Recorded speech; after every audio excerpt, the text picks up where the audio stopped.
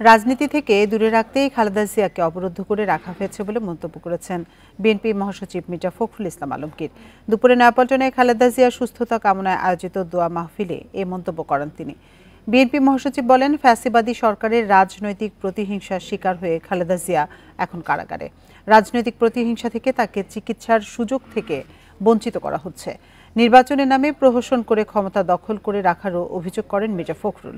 দেশের গণতন্ত্র ধ্বংসের দায় পুলিশের কিছু সদস্যকেও নিতে হবে বলে মন্তব্য করেন তিনি।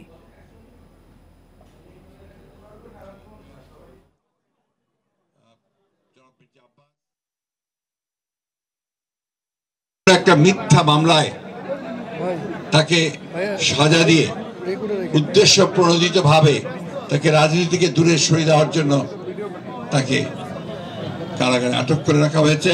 বাসায় থাকতে দেওয়ার সুযোগ দেওয়া হলেও প্রকৃতপক্ষে তিনি পুরোপুরি অবরুদ্ধ হয়ে আছেন, বন্দী আছেন।